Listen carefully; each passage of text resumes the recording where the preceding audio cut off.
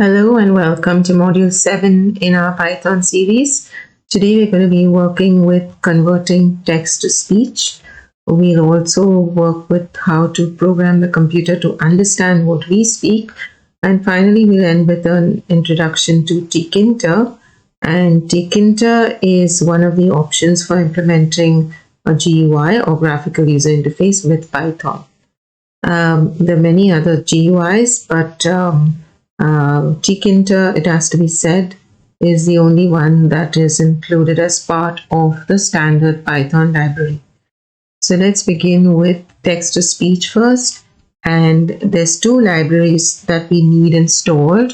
One is Google's text-to-speech, that's gTTS. And then we have another one called playsound X3, which is a separate library. The reason I'm introducing both these libraries to you is, then you can decide which one you prefer to use. So let's begin with installing gTTS. We need to follow these steps. So in the Windows search bar, type in PowerShell. That will give us access to Windows PowerShell. We'll then select Run as administrator from the menu. And once we have PowerShell, we can then proceed to install gTTS. So let's begin with just looking for PowerShell. Just type in your Windows search bar PowerShell. Then click on Run as Administrator. You'll get the dialog box here. Agree to allow the app to make changes. And then we have PowerShell, right? Now we've landed in the system folder, as you can see. So I prefer not to do anything within the system folder. CD / will get us out to the root level, as it is called. And from here, we can now type in the command. And the command is python-m pip, which stands for Preferred Installation Program. And pip is used to install packages in Python. So pip space install gTTS. Okay, once you press enter, you may see warnings like this. Okay, and you don't really need to worry about all these warnings as long as you see a message saying successfully installed gTTS. Okay, once gTTS is installed, the next thing we need to do is to install the next library, which is playsound X3. And you can see here that it says it supports both Python 2 and 3 and also works without internet connection. Okay, so gTTS requires internet connection because Google requires the internet in order to generate the audio. Right, so now to install playsound X3, the command is pip install, but I prefer that you stick with what we did for installing gTTS. And we'll just say here python-m pip install playsound X3. Okay, press enter. If you see errors which say no module named win32com.client or no module named win32 or win32 API, then we need to install PyPy win32. And by the way, I did have to install this one, right? But do it only if the first command fails. So all we need to do then is just type in install PyPy win32. And after win32 is installed, we can then proceed to install playsound X3. So I hope that's clear. Any issues you have, please don't hesitate to mention in the comments. I'll try to get back to you as soon as I can. Also, I will, or you will rather, find in the description of this video links to these pages so you can read the documentation on the libraries. Okay, so once we have gTTS installed and pYTTSX3 installed as well. We need one more installation to be done, which is playsound. And playsound, as is mentioned here, is a single function module with no dependencies. It's just for playing sounds. And why do we need this module? We need this module to enable us to play from an MP3 file. So when using gTTS, we are required to save what Google converts into an MP3 file. And then of course, we'll use playsound to play from that file. To install playsound, again you will use the same command, python-m pip install playsound. Now again, this may fail.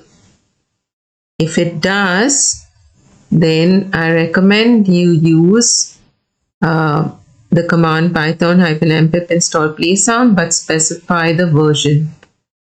Okay, so this worked for me, right? Just using python-m pip install playsound failed. So then I used the version and that worked. So see what works for you and have playsound installed. Right, now that we've installed other libraries we need, we can go ahead and write some code. So I'm going to go to idle now. And you can do as well. We start a new file.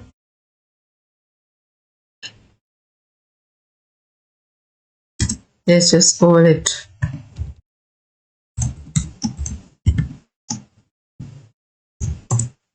and the first thing we'll do is we'll import the library. We're starting with the pYTTSX3 library. Once we do that, we then need to run the init method from that library. We need to call that function. Okay, so how we do that is we specify a variable, okay, equal to pYTTSX3.init. Once we have that variable initialized, we can use it to access the different properties and methods from the library. Okay, so first of all, we need the voices. So we have a variable called voices equal to start conv.get property voices.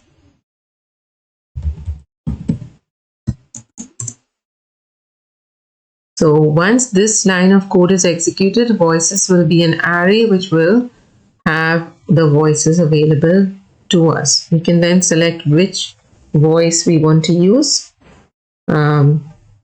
How? By saying start con.set property. The property we want to set is the voice, and we want to set it to voices, that's the array, 0.id. This will give us a male voice. As you can see, we are accessing the 0th element from the voices array. Right? Once we've done that, we can now specify the text that we want converted to speech. So start con.say hello, how are you? Just a simple line of text there. And once you've done that, we need to call the run and wait method in order to execute text to speech. Right, so we just say start con.run and wait. Okay, so I hope you've understood what we've done here. Just to go over it, we import the library. We then initialize a variable using the init method of pYTTSX3 library. Once we've done that, we then get access to all the properties and methods from the library. So voice is equal to start con.get property voices. Will initialize the variable voices with an array of the voices available. We can then select the voice we want, Right here, we're selecting the male voice. We then use the same method to specify the text we want converted to speech, and then we run or rather we call the run and wait method. Now here there's an error. Just convert or rather correct that. Okay, so start call dot run and wait. Now we can run this file. We need to save it, of course. So we need to save it in the users folder.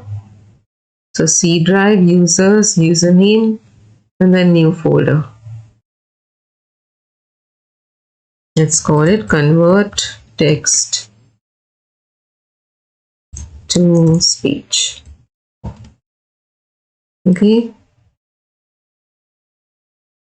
And now we can run that.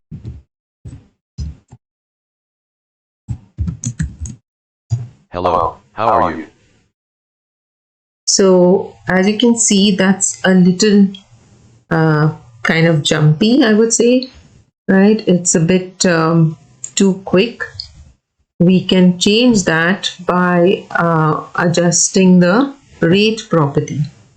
Okay, so I'll play that again just in case you didn't hear it, as my volume was a bit Hello, low. how are you? Right, so that doesn't sound really the way a human would speak. So what we can do is we can say here start conv dot set property rate. Let's slow that down a bit. So let's change it to 150 or 120. Okay, and let's see how that sounds.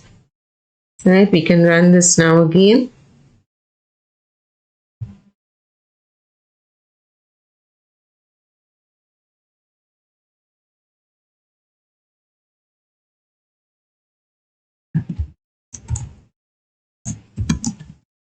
Hello, how are you? Right, so that's much slower. Okay, so you can also, for example, put an ellipsis here.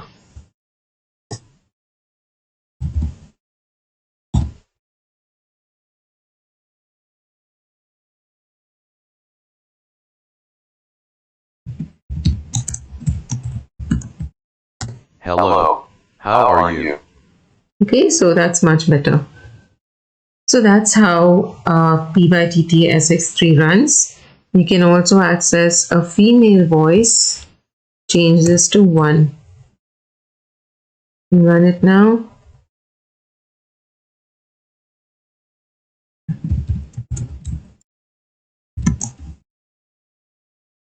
Hello, how are you? Right, so that's the female voice. We're going to move on now and work with gTTS. I'm just going to have another module here itself, or rather another function here itself, and we'll call that function instead of calling this one. Right, so let's call that text to talk. And here we need to import playsound. And then from gTTS import gTTS. Okay. Then we specify the text. So text equal to, and let's use the same text. Hello. Let's keep the ellipsis. How are you?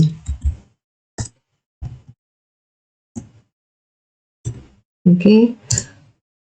Once we've done that, we need to now save this in a variable. Okay, which we will then pass on to the save method in order to save it to an MP3 file. Right? So let's say text to speech equal to gTTS of text.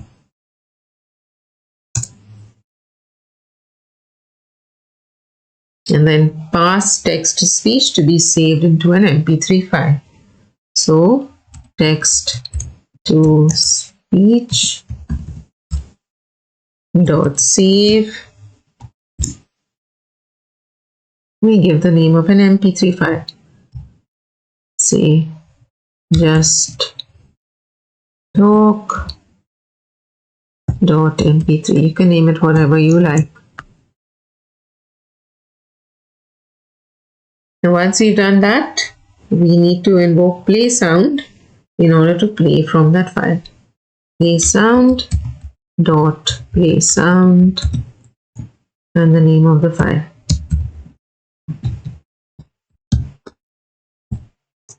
And that's all. So what we've done here is we've imported playsound, we've imported gTTS. That's Google Text to Speech. We have a variable initialized with the text we want to convert, right? Then we convert it and save that in another variable, and when we ask that whatever is converted rather be saved in an MP3 file. Then we play the MP3 file. Right, so let's run this now.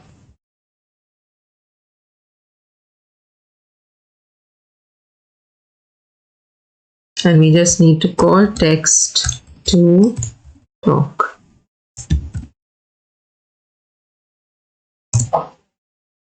Hello. Dot, how are you? Now you see with gTTS, the ellipses are also converted to audio. So what we do is we just put in a comma there. Okay. Run.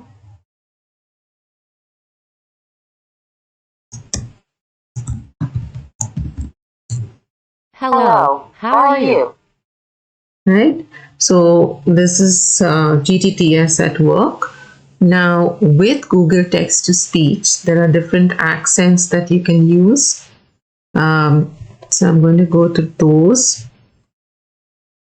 So here you have Australia, UK, US, Canada, India, Ireland, etc., etc. You can try out all these accents. You need to mention the top level domain as a TLD parameter and language as LANG.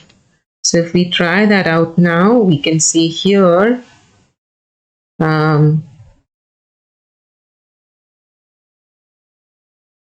going back to the same function, we can say gTTS text, okay, and then TLD equal to, let's say, co.uk and lang or language equal to en,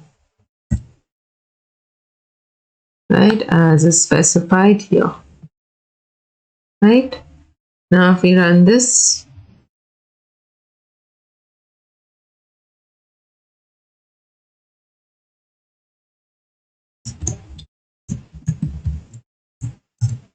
Hello. How are you?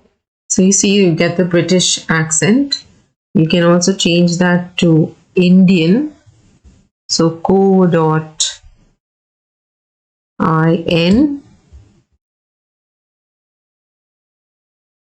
right, you can see here it's co.in, that's the top level domain, and then of course the language is still en for English, of course, right? So now if we run this,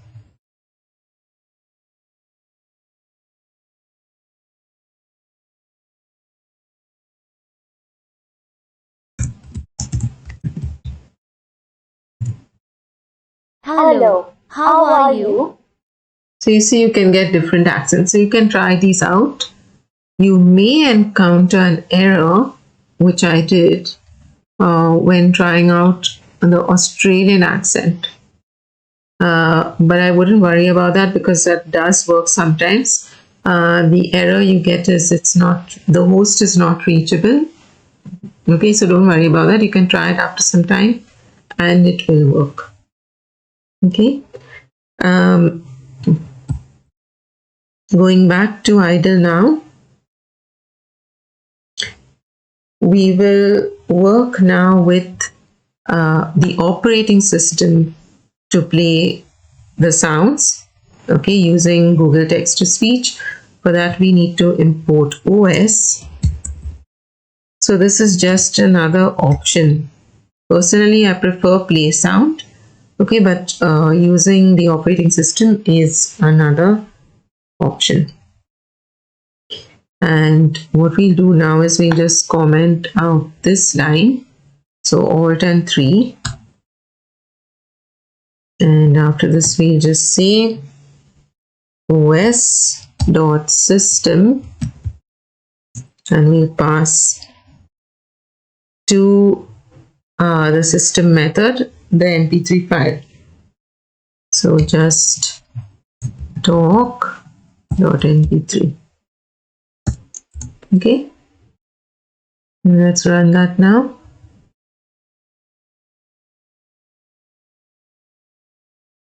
So text to talk.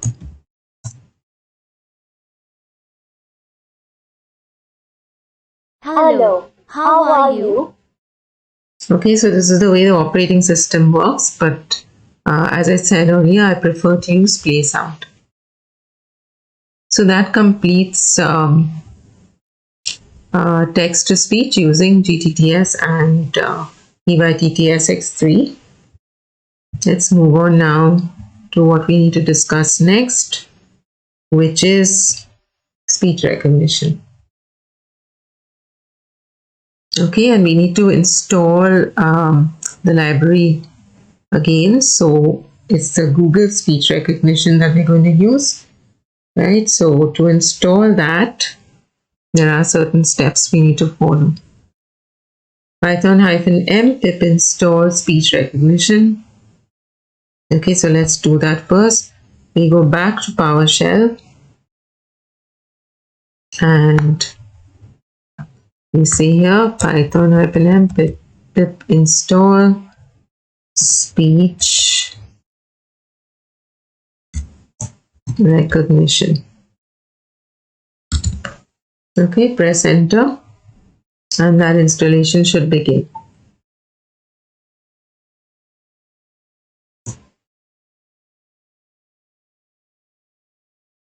As you can see, I already have the requirement satisfied, right? So as I'm seeing here so many warnings, you may also see those, but just make sure you see successfully installed. Right, once speech recognition is installed, we need to now install PyAudio. Why do we need PyAudio? We need PyAudio because we're going to be using our microphone to record our speech, right? So therefore we need PyAudio. So to install PyAudio, we need to first install pip-win. Okay, so at PowerShell or at the PowerShell prompt, you will type in Python-m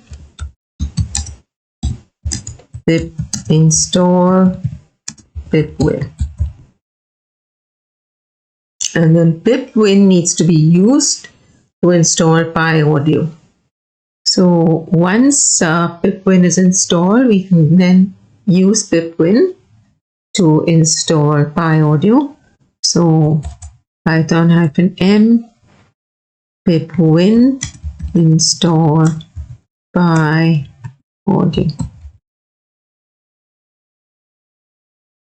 Right? Just as is mentioned there. Okay, and once PyAudio is installed, then of course we can use speech recognition. All we need to do is import speech recognition as SR. Right? The reason we're using as SR I'll come to later. Again, if you have any issues installing this, then just let me know in the comments and I'll try to get back to you as soon as I can. So now we're going to go back to idle and write some code to use speech recognition. I'm going to start a new file. Def speech reco.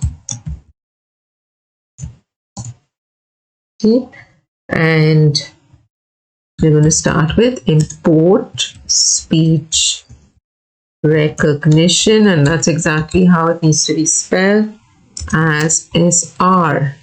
Now, why are we using as SR? Because later on when we need to use the library, we don't need to write the entire speech recognition.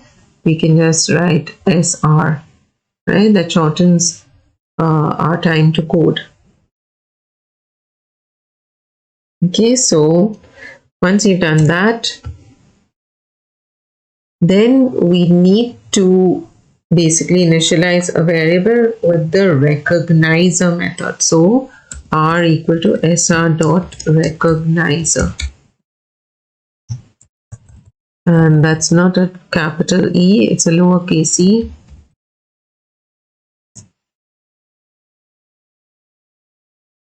Once we've initialized that variable, we can then specify that we want to use our microphone as the source. So with sr dot microphone, right, so we're using the microphone method of the speech recognition module as source colon. Then we just indicate to the user that we are waiting for him or her to speak. So print waiting and listening. Okay. Now we'll specify the pause threshold. What's that? So the pause threshold will indicate the number of seconds we want to sort of have as a gap between phrases. Okay, so we just specify a 1 second, and then we need to specify the energy threshold. And what's that? So this will specify a number below which will be considered silence and above which will be considered speech. And this you can adjust, of course, according to the ambience of your room. If it's noisy, that sort of a thing. Yeah, I'm setting it a bit high, right? You can also set it a bit low. You can also try 3,500 or 3,000, depending on how quiet your room is. Once you've done that, then we can call the listen method. So in a variable, we will save what is spoken, right? So r.listen, we're calling the listen method, right, which is basically through this recognizer method. Okay, so r.listen source, then we'll indicate to the user that we are converting speech to text. So print converting your speech to text. Please wait. Okay. Then we'll save what the user has spoken. So speech to text equal to r.recognize underscore Google. We're calling this method. We pass in the variable audio as a parameter and the language we want. So language equal to EN, let's say Indian. right? And then we'll say print user set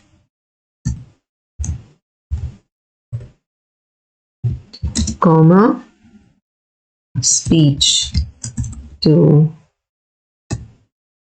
text, right? So just to go over what we did, we're importing the library, right? Then we initialize a variable with sr.recognizer. Once we've done that, this is the recognizer method from the library. Once we've done that, then we print wait and listening. That's just a message to the user. We set the pause threshold, which again is the gap between, or the gap of silence, I should say, between phrases. So we want a 1 second pause or a 1 second of silence. So then we specify the energy threshold, right? And this will depend on how noisy or how silent your room is, right? If the room is silent, you can use a lower value. If it's noisy, you can raise the value and so on. Then we call the listen method, right? Which will pick up what we speak, and then we convert what we speak into text, right? Then we print out what the user said, right? Okay, so now let's run this and see what happens. So run.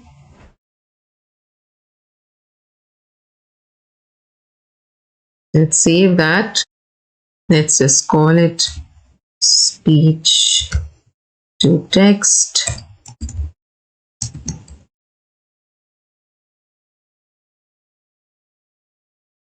Let's run that in a new shell. So call the function SpeechReco. Hello, how are you? Right? So that's how it works. You need to be a bit clear when you're speaking, and then picks it up and prints out what you said. So now what we're going to do is we're going to convert the quiz we did last time so that the questions will be asked by the computer orally and the answers too will be spoken out by us and then recognized by the computer. Right, so now let's bring in the trivia file. So you can do that as well. Trivia, I think it is called. So this is what we had, right? Now wherever there's a print statement, the computer will have to speak that out. And wherever there's an input statement, that's what the user would have to say, right? So we need to use text to speech as well as speech to text. Text to speech for the computer to speak out, right? What we're using with print here, and speech to text wherever there's an input statement. So let's use pYTT-SX3 here.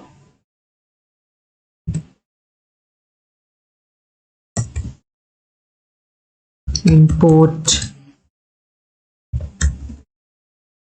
Of course, you're free to use Google text to speech as well if you would like, but then you'll have to import playsound as well. I'm going to be using pYTT-SX3, right? Then we need to import speech recognition as well.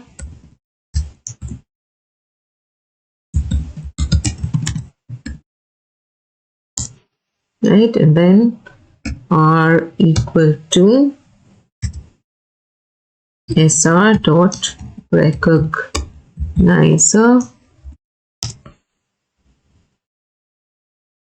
and now we need that variable, right? So start conf, you can call it whatever you like, right? I'm just calling it start conf equal to pYTT-SX3.init.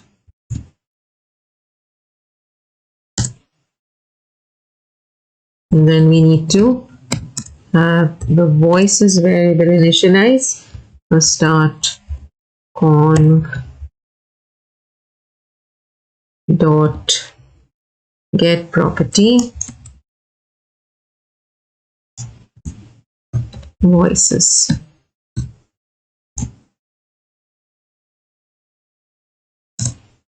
And then choose the voice we want.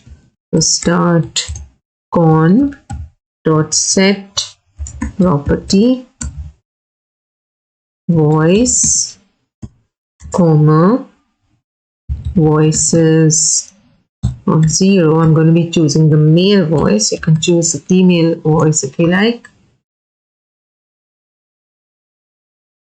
And then I'm going to set the rate. So start conv dot set property rate, comma, 150. Right?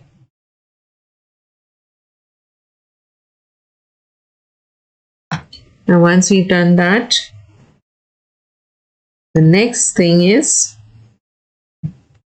so instead of having a print statement here, we can say start conv dot run and wait, or rather start conv dot save first, right?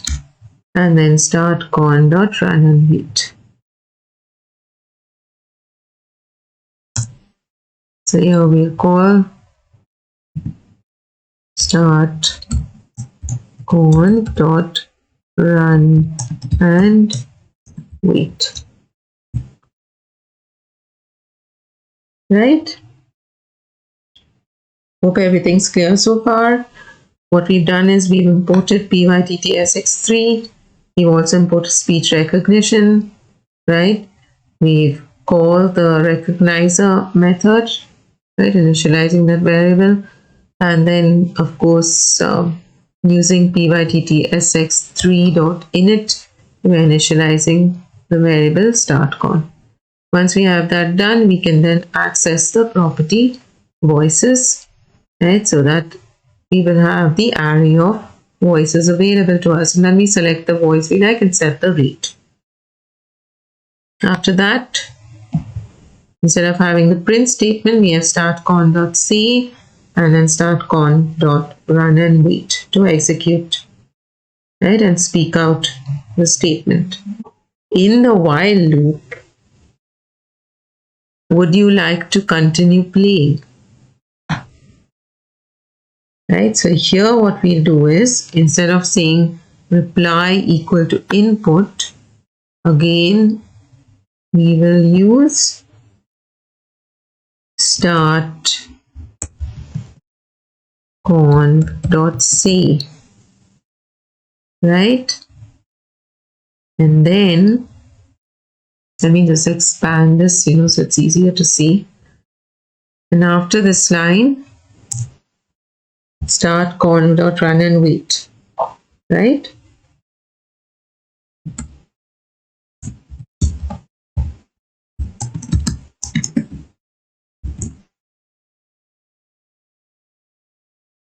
Now, the user needs to say whether they want to, continue playing.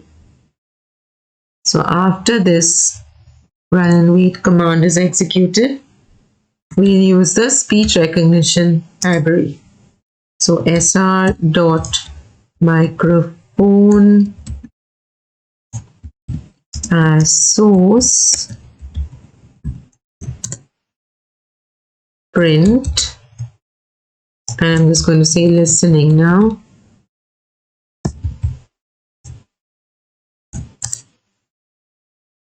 Audio equal to r.listen source, right? So basically the sources are microphone, calling the listen method on the microphone, and what we speak out will be stored in audio. Then print recognizing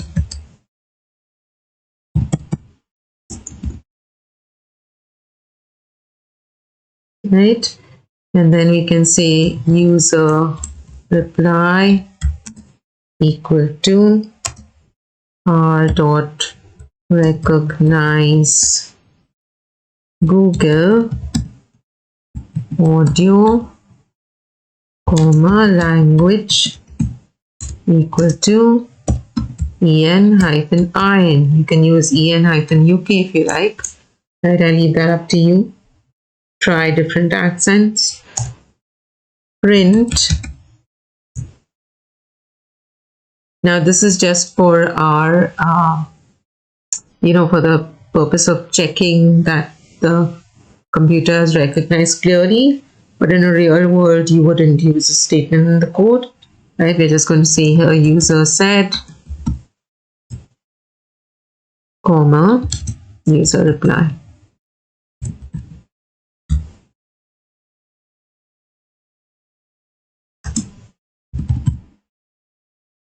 So we're just going to print out what the user said.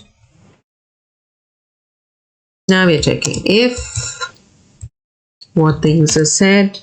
So if user reply dot lower equal to no, so we change this message instead of saying type yes or type Y for yes and N for no, we say yes or no, right?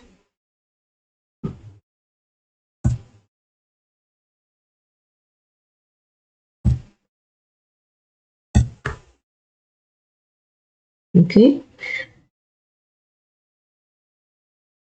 Then if the user says no, what do? We exit. So you can comment out these 2 lines or 3, and then just say here sys dot exit. Okay. Now we come to the play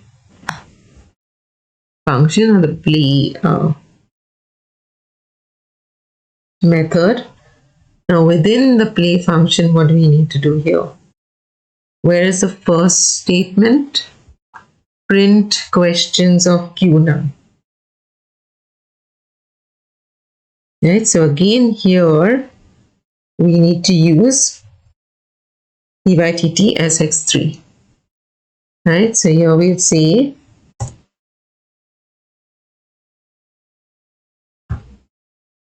start on equal to Ttt sx3 dot init.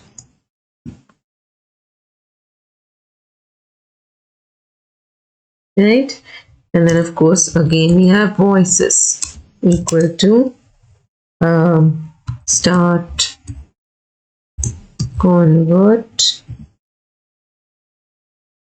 dot get property voices, right? And then start dot set property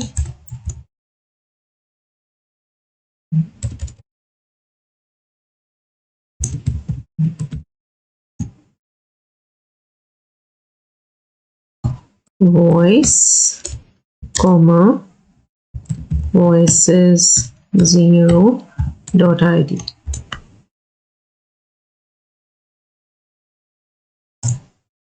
And then start convert dot set property rate comma 150.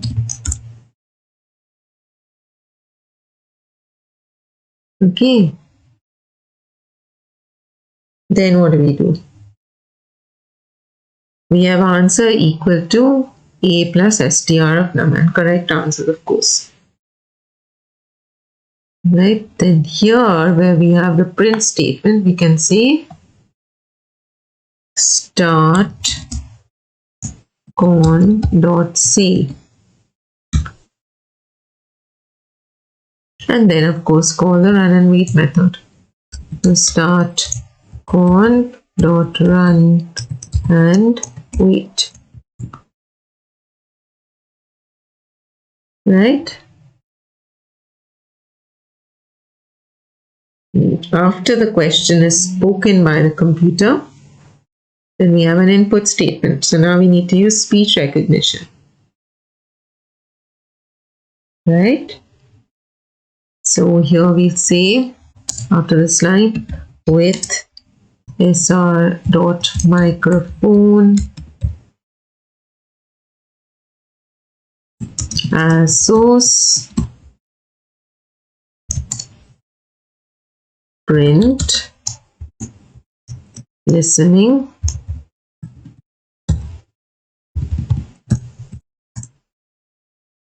right. Then we have audio equal to r dot listen source, right, and then print recognizing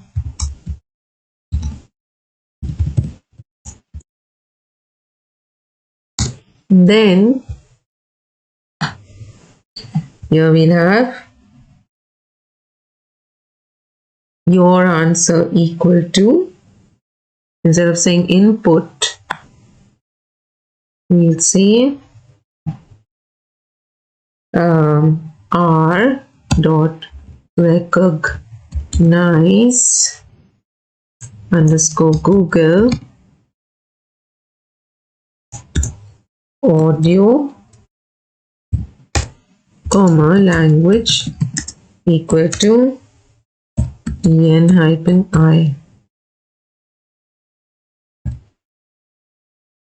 right?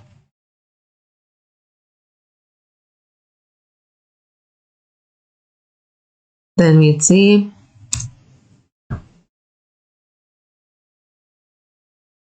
print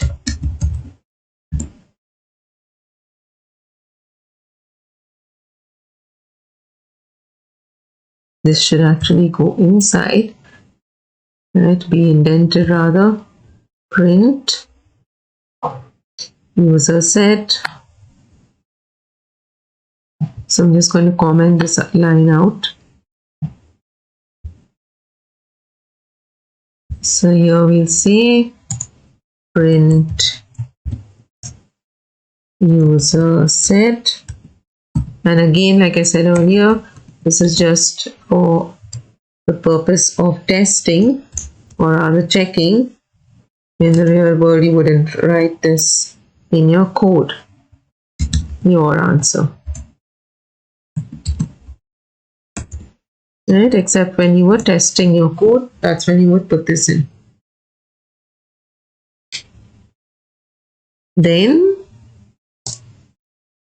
now we have here, if your answer equal to correct answer or your answer equal to your answer dot upper equal to correct answer dot upper,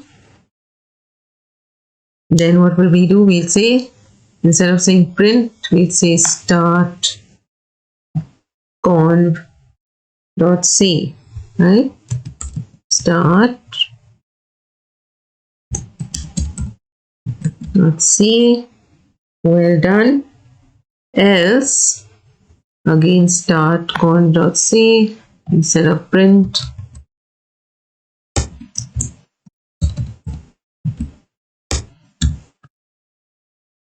right? And then of course we need to call run and wait, right? So here we'll say, just correct that typo error, start conv.say, and here we see start conv.run and wait.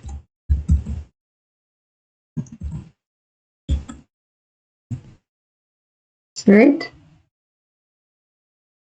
Now let's go over what we've done in the play function start conv equal to pyttsx3.init. Now I have a question.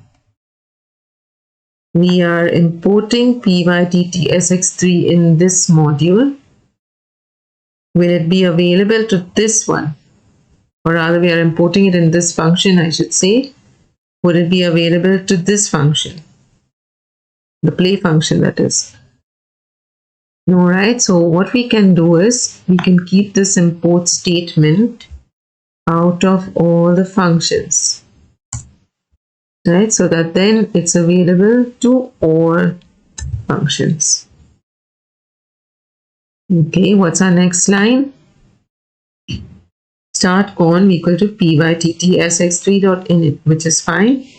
Right, voices equal to start conv.get property voices, and then we set the voice to the one we want and the rate, to how slow or how fast we want the speech to occur. Then, of course, we want the computer to speak out the question. So we're calling startconv.c and startconv.run and wait. Now we are using speech recognition. SR, is that available to this function? We have imported speech recognition as SR within the function, right? So we can again put this out of all functions.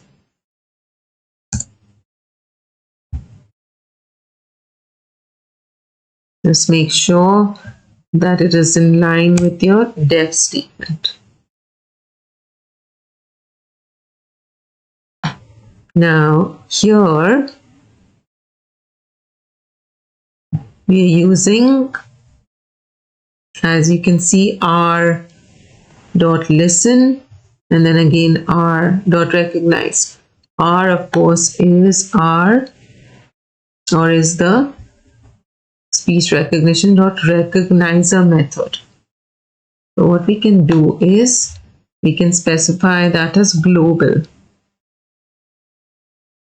So here we have our global variables, global R,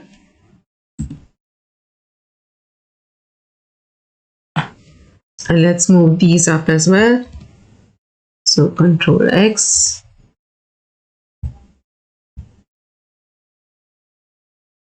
Make sure the indentation is correct. And of course, I'm going to move these random statements, the import statements up as well. So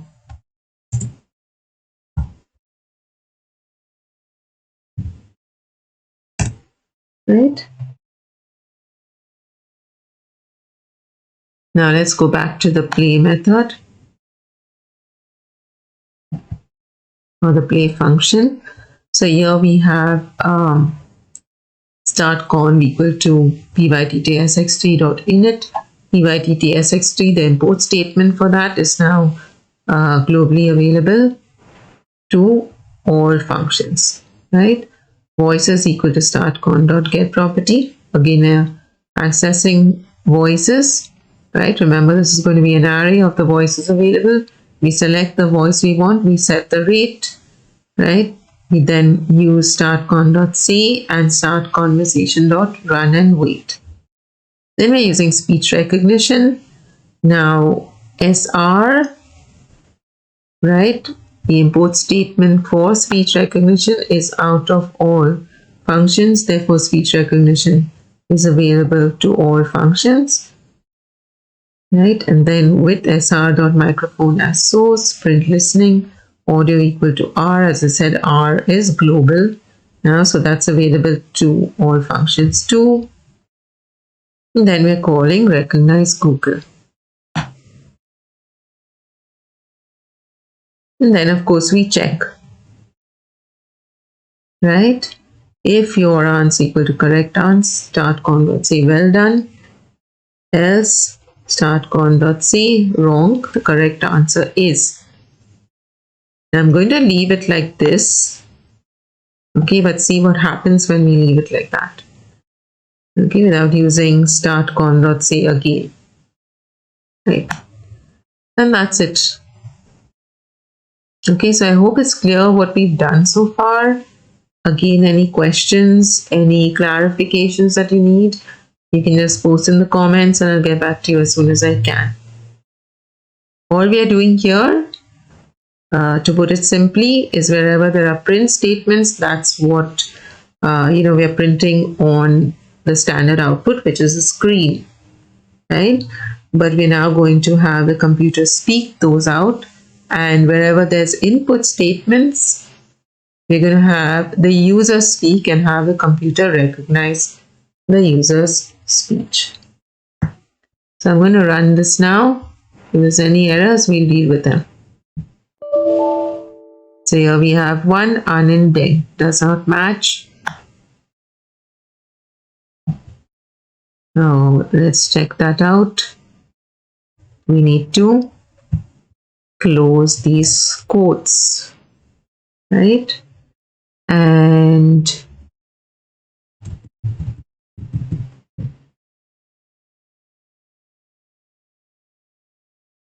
we need to make sure that these are in line. So let's see this one, right? So this basically is not in line. So we need to correct that. Just do this. If you have that error, if you don't worry about it, right? So as you can see, all my indentation has gone awry. Just correct all the indentation.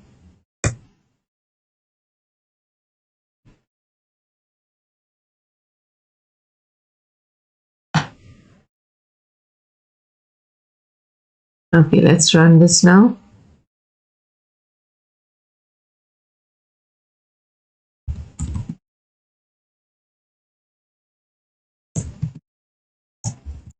This is a trivia quiz. I will ask you some questions. Let's see how many you get right. Let's go. Where would one find the Sea of Tranquility? The moon. Wrong.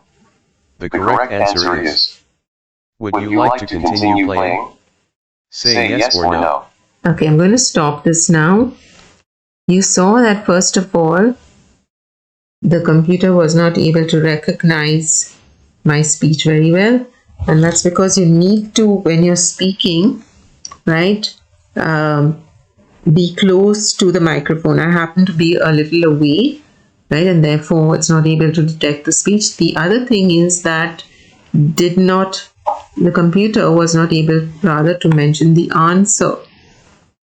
And that's because here we're just using a comma. Now this is okay for a print statement. It's not okay for our text to speech. So what we can do here is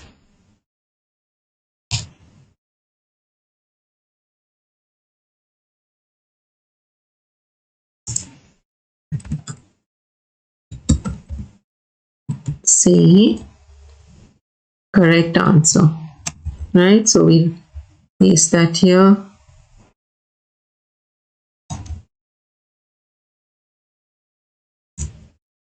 And then start convert, run and wait.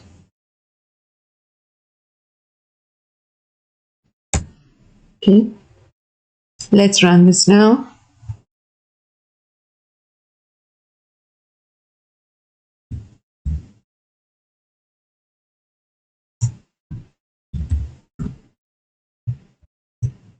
This is a trivia quiz. I will ask you some questions. Let's see how many you get right. Let's go. Microsoft founded on which date? April 4th, 1975. Well done. Would you like to continue playing? Say yes or no. Yes. First dollar coin made in which year? 1874. Wrong. The correct answer is 1794. Would you like to continue playing? Say yes or no. Yes. Where in the world is the longest river located? Egypt. Well done. Would you like to continue playing? Say yes or no. No.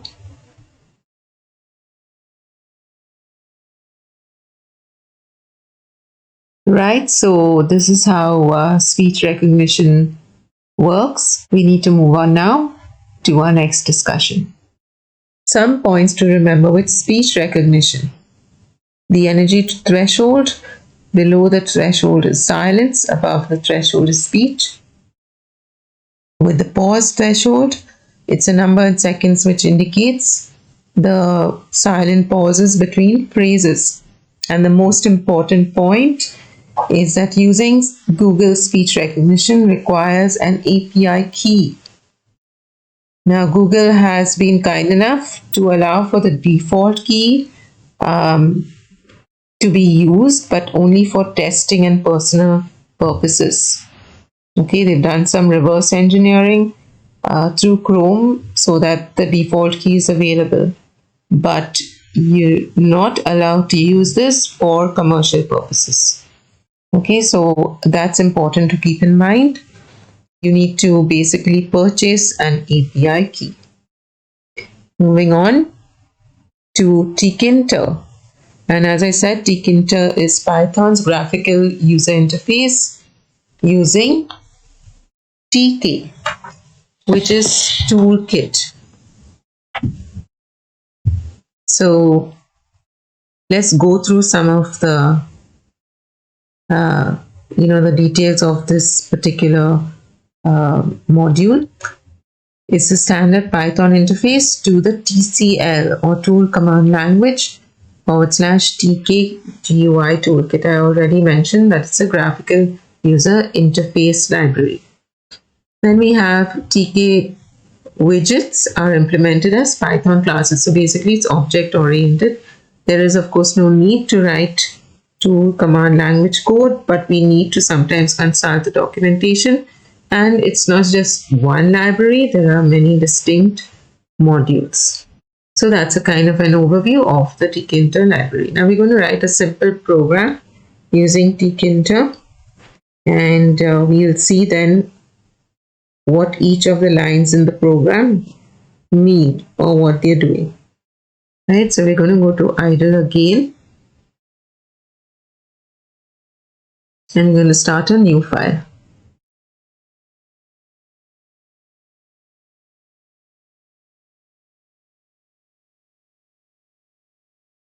So we just call it Tkin.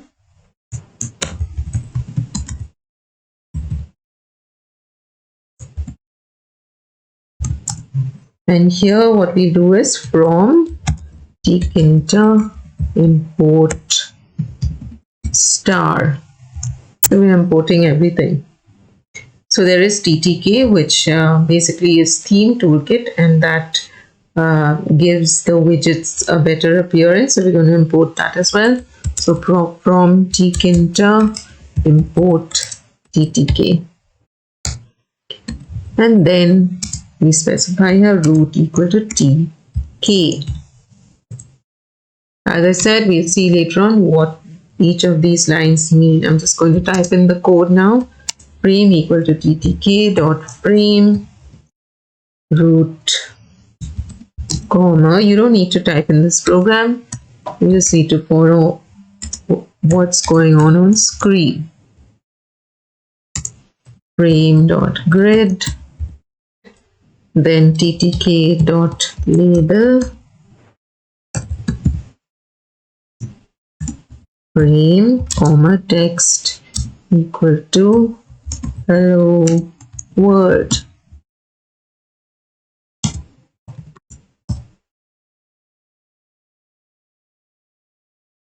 Then dot grid column equal to 0, row equal to 0. So after this, ttk dot button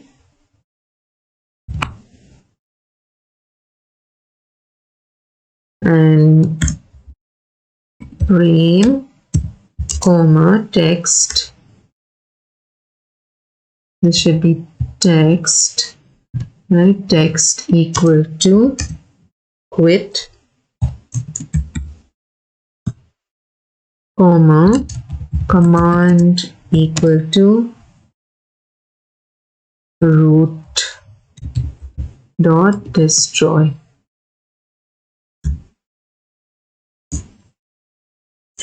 Dot grid column equal to 1, row equal to 0. Then root dot main loop. Now I'm going to execute this first, and then we'll understand what each of the lines mean. You would have already understood the import statements. Okay, so now let's run this.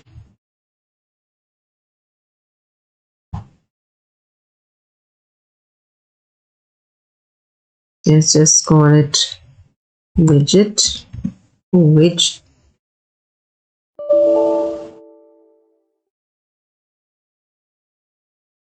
So now it's saying that this is allowed only at module level. What is it trying to tell us? That this statement should be outside when I'm importing everything. Okay, let's in fact put both of them outside.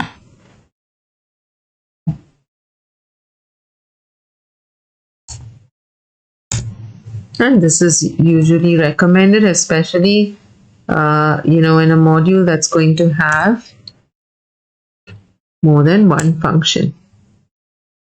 Run Tkin. Okay, so now what happens is, you will see here I have this little screen. Now I'll explain to you what each of these mean. So if we go through each of the lines after the import statements, the next line is creating an instance of the tk class. So let me bring that up here.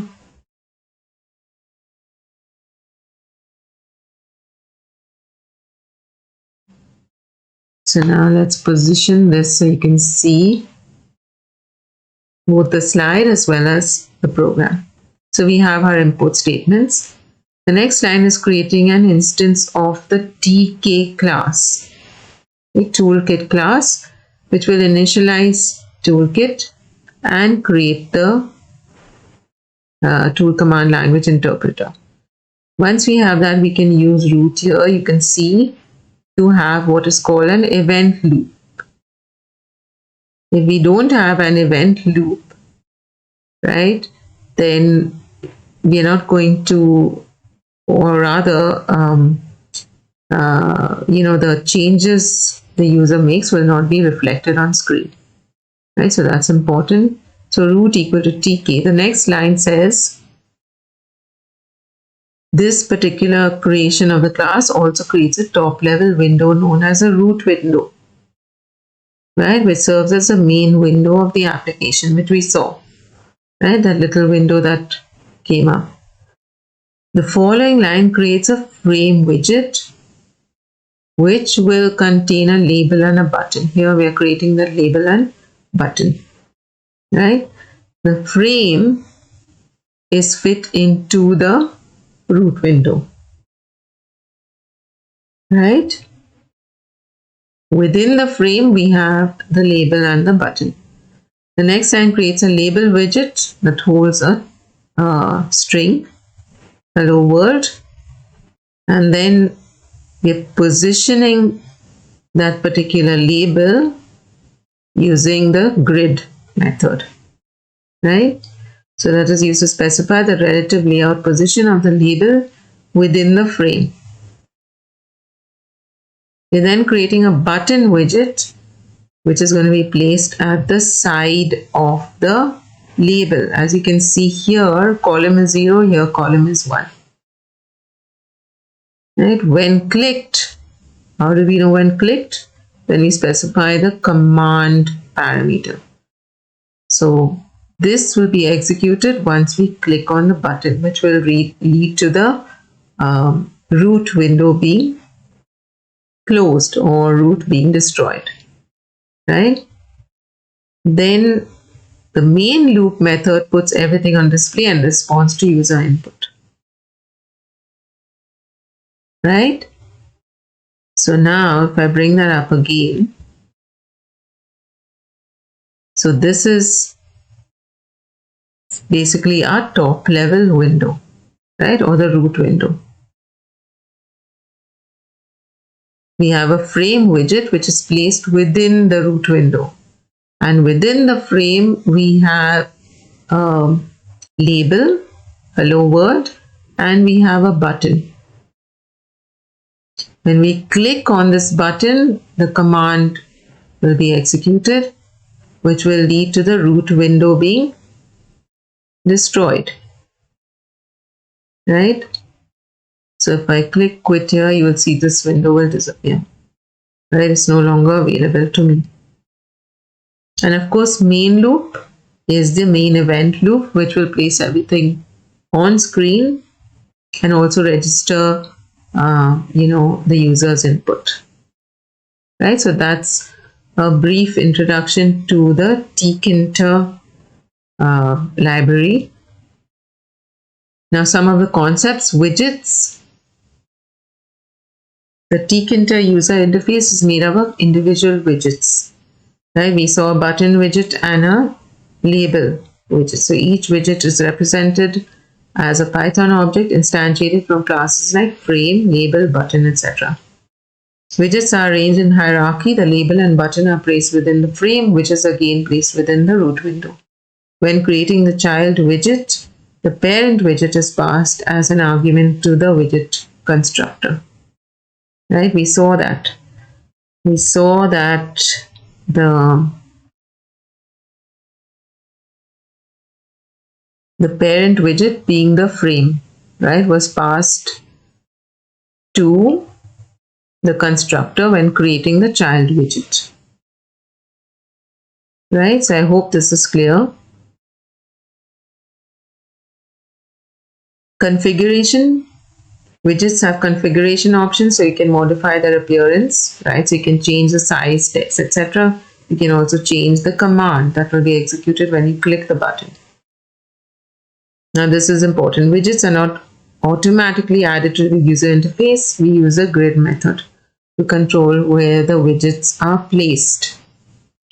Tkinter reacts to user input changes in our program and reflects the display only when actively running in an event loop. And that's where we needed that main loop statement. Right? Or rather calling the main loop method. Remember, we're calling it on the root window. Now what I'm going to do is I'm going to run something to give you a sort of a taste of what we're going to be doing in the next session. We're going to be starting to use Visual Studio Code instead of idle from the next session. And I will show you how we do that just to give you a brief introduction. Okay, so we need to go to command prompt. And within command prompt, I'm going to go to another directory. If I type in dir for directory, you will see I have coding companion there. I'm going to go into that directory.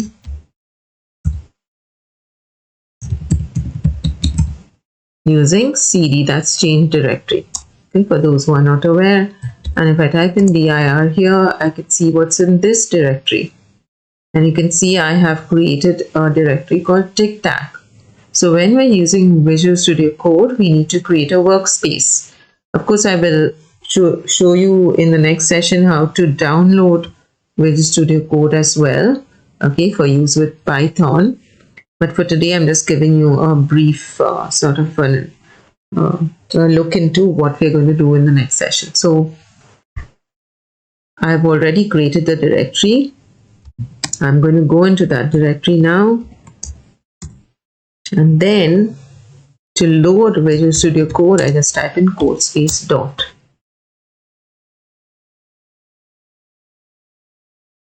Now it will give me all the code. Right, so as you may recognize, this is the code that we used for our tic-tac-toe project. But of course, I've used Tkinter here, which we will do in the next session. I'm going to just run this code now, right? And, we will see how it works. Enter your name player 1. Let's just enter some name there. Choose your play piece. X. Enter your name player 2. Some name. And now you can see we have this clickable. So now I can click on a box and I'll get X. Right? I also get messages no winner yet. The next player plays. Right? Then the person who has a play piece X plays again. Player 2 plays. Right? And so on and so forth.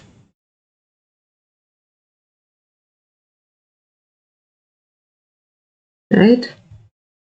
So now you can see we have a winner. So this is what we'll be doing in the next session, right? Till then, take care, stay safe, bye.